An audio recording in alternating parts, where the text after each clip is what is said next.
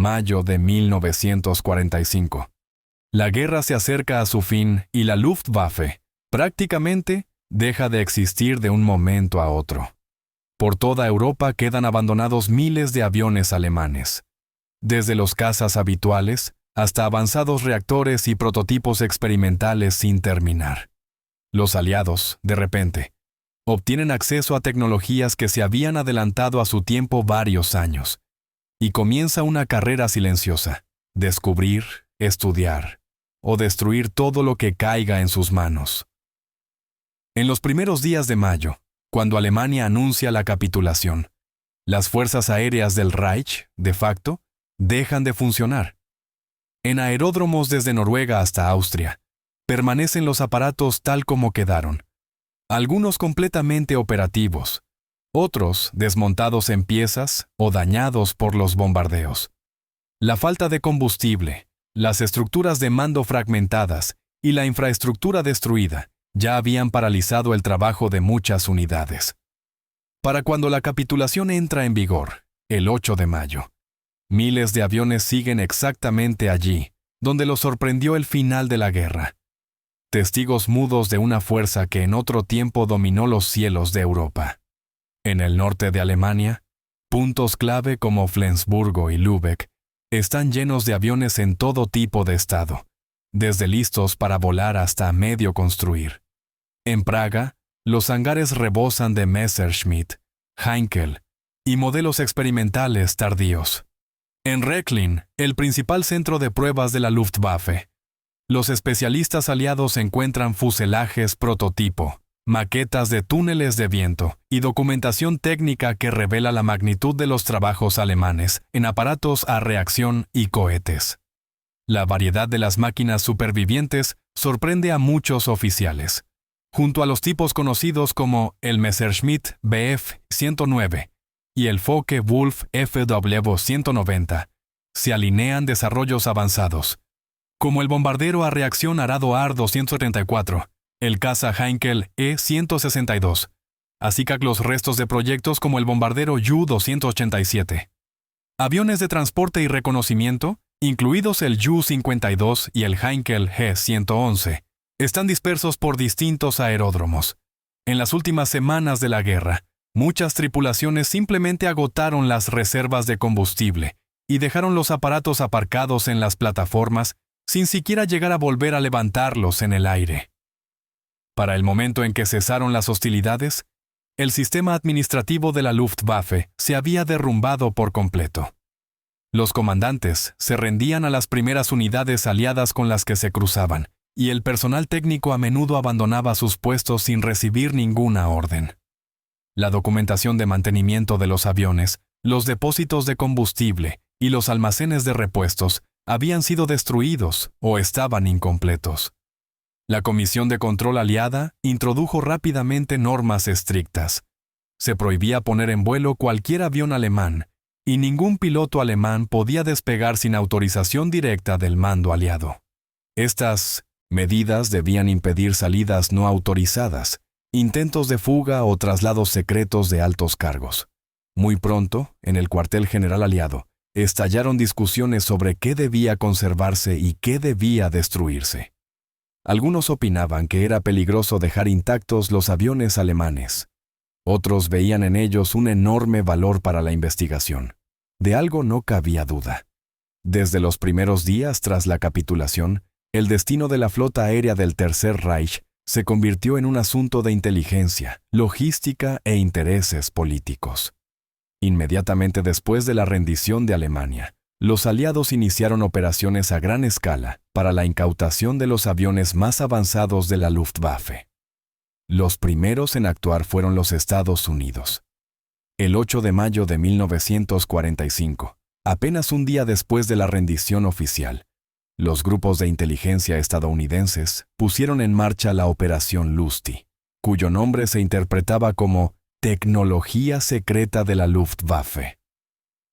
Bajo el mando del coronel Harold Watson, equipos de especialistas se desplazaron por toda Alemania, Austria y Checoslovaquia con una misión muy clara: localizar los aviones más avanzados, hacerse con la documentación técnica y enviar los aparatos seleccionados a Estados Unidos para su prueba.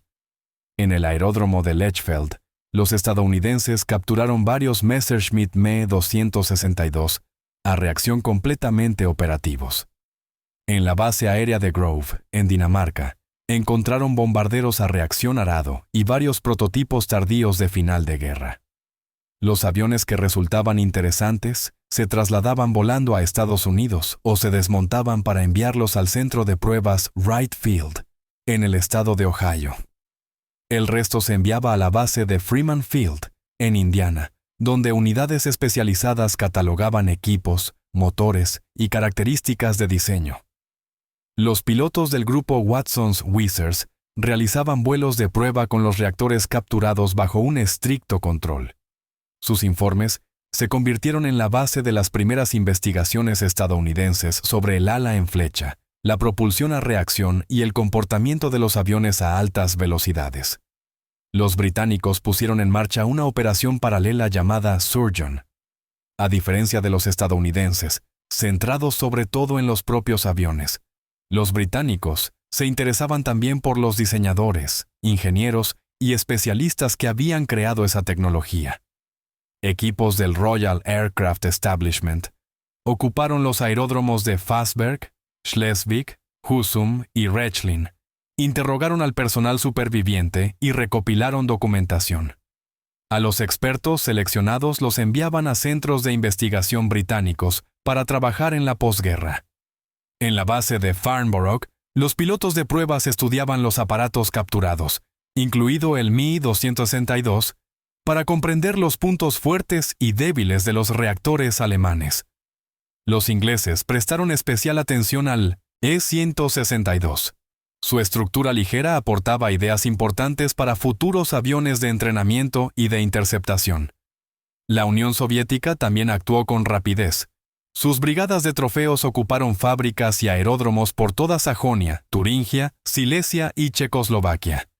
Grandes centros de producción, como la planta Avia en Praga y las líneas de montaje del Bf-109 en Moravia, pasaron a estar bajo control soviético. Los aviones se enviaban hacia el este por ferrocarril, junto con el equipo y el personal técnico y de diseño.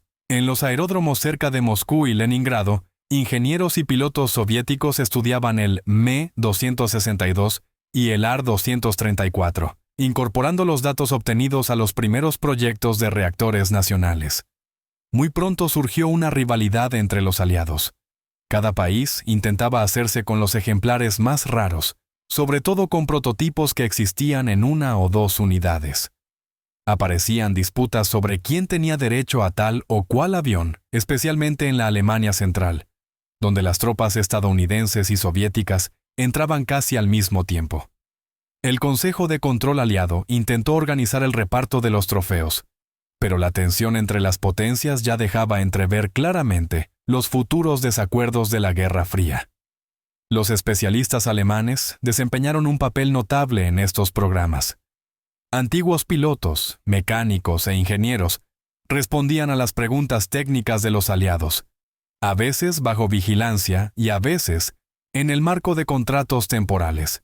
Sus explicaciones ayudaban a dominar sistemas complejos, como el motor a reacción Jumo 004, la planta motriz BMW 003 y los equipos de navegación avanzados. Los grupos aliados registraban literalmente todo. Tomaban fotografías, copiaban planos, estudiaban manuales de vuelo e informes de pruebas antes de decidir qué aviones debían conservarse y cuáles enviar al desguace. A finales de 1946, las principales operaciones de recogida de trofeos habían terminado. Decenas de aviones de la Luftwaffe fueron enviados a Estados Unidos, el Reino Unido y la URSS para investigación y ensayos en vuelo. Estos programas influyeron en las primeras etapas del desarrollo de los reactores y prepararon el terreno para la siguiente fase: la eliminación de todo el legado restante de la Luftwaffe. A finales de 1945, el Consejo de Control Aliado decretó que Alemania no tenía derecho a conservar ningún avión militar. Para entonces, los ejemplares más valiosos ya estaban fuera del país, y miles de otros, aún donde habían quedado, fueron incluidos en las listas para su destrucción. De 1945 a 1948, los aeródromos de Europa se transformaron en gigantescos espacios dedicados al desmantelamiento de material aéreo. La instrucción era simple y rígida. Cada avión alemán, caza, bombardero, transporte, entrenador o prototipo, debía ser destruido, a menos que hubiera sido previamente seleccionado para pruebas o con fines museísticos. Bases como Flensburgo, Lübeck-Blankenese, Grove y Tarnowitz se convertían en centros de desguace, donde los equipos aliados desmontaban equipos, destrozaban estructuras y enviaban el metal a fundición para usarlo en la reconstrucción de la Europa devastada.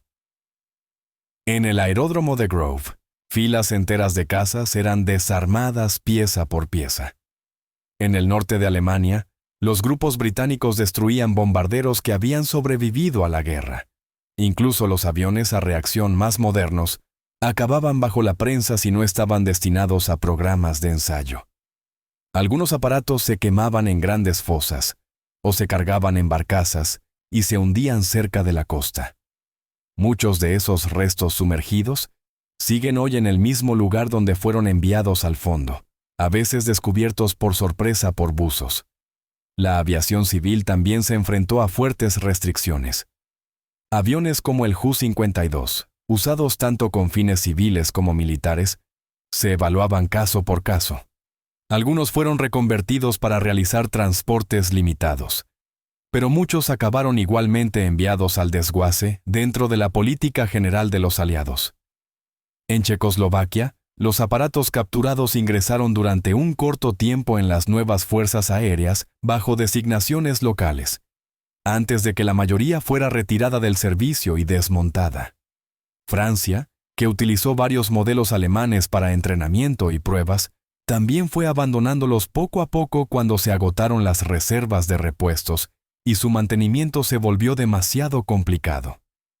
Entre los historiadores sigue habiendo debates sobre si se podrían haber conservado más aviones. Algunos investigadores creen que muchos ejemplares únicos se perdieron simplemente porque museos y almacenes no tenían espacio suficiente. Otros recuerdan que el objetivo principal de los aliados era la desmilitarización, no la preservación tecnológica, y que el deseo político de eliminar el potencial militar de Alemania pesaba más que cualquier consideración sobre su valor histórico. La reducida cantidad de aviones de la Luftwaffe que ha llegado hasta nuestros días es el resultado directo de aquellas decisiones de la posguerra. Las razones económicas también fueron importantes. La escasez generalizada de metal convertía el aluminio y el acero procedentes del desguace de aviones de la Luftwaffe en materias primas muy valiosas. Fundir los fuselajes ayudaba a abastecer la producción de bienes de consumo, materiales de construcción y equipos necesarios para la reconstrucción de la posguerra. Para muchos habitantes locales, el trabajo en el desmantelamiento de aviones se convirtió en una fuente de ingresos estable en un periodo de transición muy difícil. Para 1948, la inmensa mayoría de los aviones de la Luftwaffe había dejado de existir. Las pistas que poco antes recibían escuadras de cazas y grupos de bombarderos fueron despejadas o reconvertidas. Algunos aeródromos se transformaron en zonas de entrenamiento para las tropas aliadas, otros pasaron a ser tierras agrícolas o aeropuertos civiles. Sin embargo, a pesar de que la mayor parte de la aviación de la Luftwaffe fue desmantelada después de 1945, una pequeña parte de los aviones obtuvo una segunda vida bajo banderas ajenas. A partir de 1946, varios países siguieron utilizando diseños alemanes debido a su disponibilidad, al interés por la tecnología o simplemente por pura necesidad. Estas flotas no duraron mucho tiempo, pero influyeron de forma notable en el desarrollo de la aviación de posguerra. Checoslovaquia fue uno de los primeros países que se atrevió a aprovechar la herencia alemana.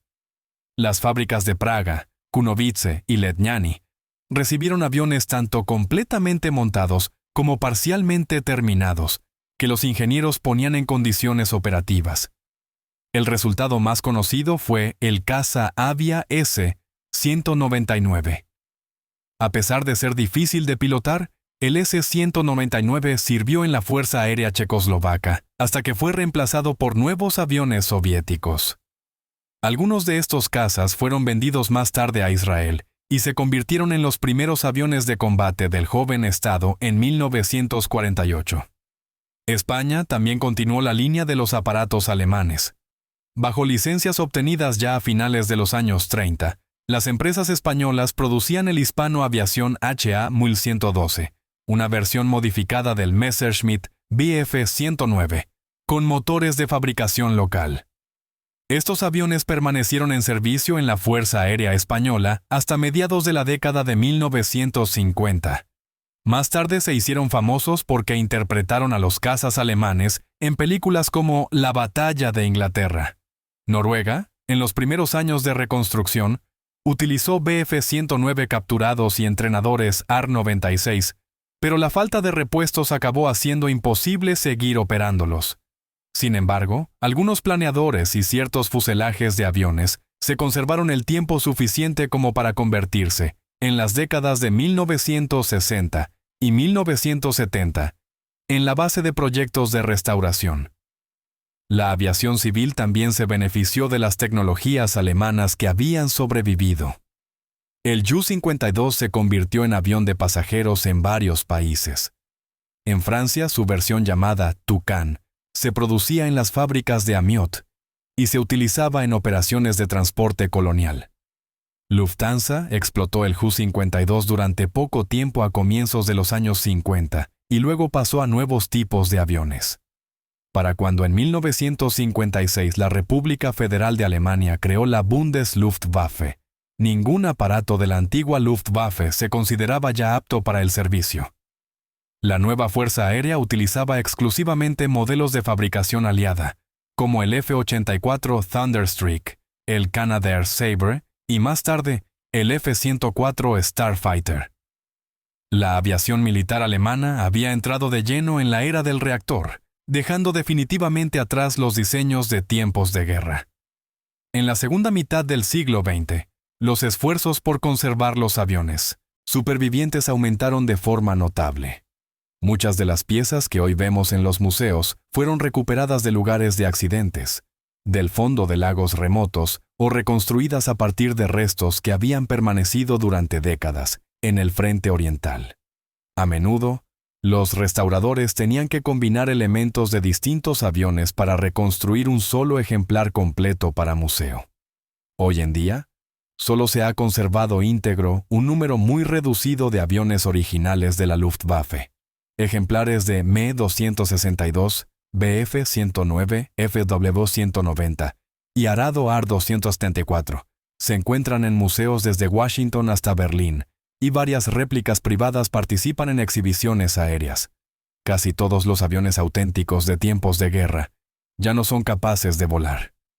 Lo que ha llegado hasta nosotros es solo una pequeña parte de la enorme armada aérea, que en su día se extendía por toda Europa. Mudos recordatorios de lo rápido que desaparecen, incluso las máquinas más avanzadas, y de cómo el mundo de posguerra cambió el destino de la aviación alemana. Si te ha gustado este relato, mira el vídeo sobre lo que ocurrió con los submarinos alemanes después del final de la Segunda Guerra Mundial. Es una inmersión profunda en la historia de cómo la flota submarina fue capturada, estudiada y repartida entre distintos países. Apoya el canal, dale like, suscríbete y activa la campanita para no perderte nuevas historias. Gracias por ver el video. Nos vemos en el próximo episodio.